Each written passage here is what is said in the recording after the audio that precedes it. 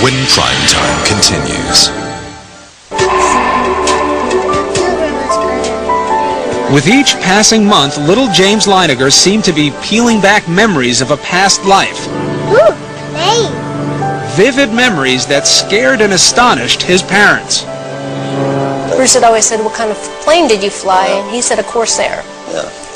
He said a Corsair? He said the word Corsair. Mm-hmm. Not only did James remember flying a Corsair, he demonstrated knowledge of the plane's peculiarities, like the time he was flipping through a book about planes when he was 4. And he got to the Corsair and he said, "That's a Corsair." And he goes, "You know what? They used to get flat tires all the time." In fact, historians and pilots agree that the plane's tires took a lot of punishment on landing.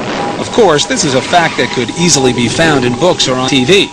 But then, James began to offer up the kinds of specific details his parents say are harder to explain away. Another night, Bruce had come in and he said, "Do you remember where your plane took off?" And he said, "It took off of a boat." "Do you remember the name of your boat?" "Natoma." "Do you remember what your name was?" And he'd always say, "James." His name is James. It never really occurred to us. We thought he just wasn't understanding the question. So I said, "Do you remember any friends or anyone else that you flew with?" And he said, Jack Larson.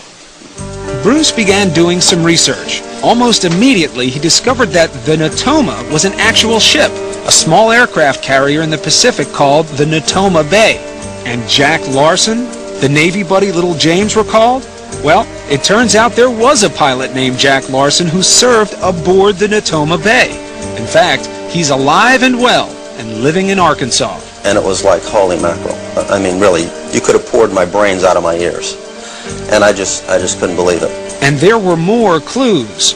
Around this time, James began signing crayon drawings and other artwork, James 3. One day I asked him why he's calling himself James 3. It was because I'm the third James. And every once in a while you ask him that today, and he'll still say the same thing. And one day, while leafing through a new book about the Battle of Iwo Jima, Bruce turned to an aerial photo of the Pacific Island. James was seated nearby. He pointed to it and he goes, "Daddy, that's where my airplane was shot down." And I said, "What?" "That's my airplane got shot down there, Daddy." And I just went blank. I couldn't say anything. By then, Bruce had become a man possessed, searching the internet, combing through military records, and interviewing men who served aboard the Natoma Bay. Finally, a breakthrough. He learned that there was just one pilot from the squadron killed at Iwo Jima. That pilot, James M. Houston, Jr. Is this why little James was calling himself James 3? It just crystallized in my mind. This has to be who we're talking about. You know, my meter of skepticism was starting to go over toward belief. When little James would describe being shot down, he told of how his plane had sustained a direct hit on the engine. We had an airplane, and I said, "Well, can you show me where it was?" And he pointed right up to the front of the engine. That's what makes this man's story so intriguing. His name is Ralph Clarber. Clarber was a rear gunner on a TBM Avenger that flew off the Natoma Bay. On March 3rd, 1945, he took part in a raid near Iwo Jima. As it happens, Clarber's plane was right next to the one flown by James M. Houston, Jr. It was to be Hugh's last mission before leaving for home the following day. As Clarber recalls, the sky was thick with enemy flak. We experienced pretty heavy aircraft fire, but this was the most intense that I experienced at any time. Suddenly, a flash near the nose of Houston's plane. I saw the hit. I would say he was hit head-on, yeah, right on the middle of the engine. Just as little James had described it. So what do you believe now about your son James? I believe that he had a past life. I believe that in his past life he was James M. Houston, Jr. And he came back because he wasn't finished with something. And that's essentially what I believe. Dear Bruce and Andrea. And he's not the only one. This past October, the Leinigers received a letter from a woman named Ann Barron, the sister of pilot James Houston. Andrea and Bruce had contacted her about their little boy. Barron heard about what young James was saying, and she believes. All of this is still overwhelming. I can only imagine how it has affected you. But I believe, with my love to you, Anne, the child was so convincing and coming up with all these things that there's no way in the world he could know unless there is a spiritual thing. I think that the parents are self-deceived, that they're fascinated by the mysterious, and they've built up a fairy tale.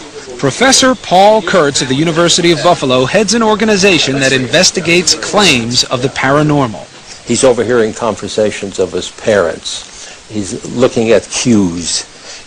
He may talk to his little friends or hear from neighbors. And then this conviction that builds up that, yes, he was this pilot, and yes, he will come to believe that himself. Do you ever rack your brain and say, gee, I hope I didn't say anything or do anything that put this in James' head? Do you ever question yourself still or no? No, because we're talking to a 2-year-old. You know, I mean, what am I going to do? Sit him in a corner and say, listen, now we're going to concoct this elaborate scheme, and you're going to imagine that you went through those things. I knew what he watched on television. I knew what stories I read to him. I'm a protective, first-time Southern mother. There was no other place he could have been getting this information. Assuming the liners are acting in good faith, what we have here is a classic conflict of faith versus science. Hard facts against beliefs that often can't be easily explained. There's no doubt where Paul Kurtz stands. People have a right to believe, surely in America, there's freedom of conscience. On the other hand, do you want to believe in something that is false? So how do you rationalize a belief in anything bigger than ourselves if you have to fall back on science all the time? Not simply science, on the facts, on common sense.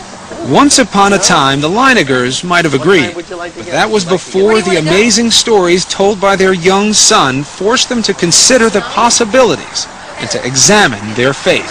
Whether you believe in reincarnation or not, it's about the eternal life of the human spirit. That's right. And that's something God promises to us. There is something else out there after this. It's not over when you die.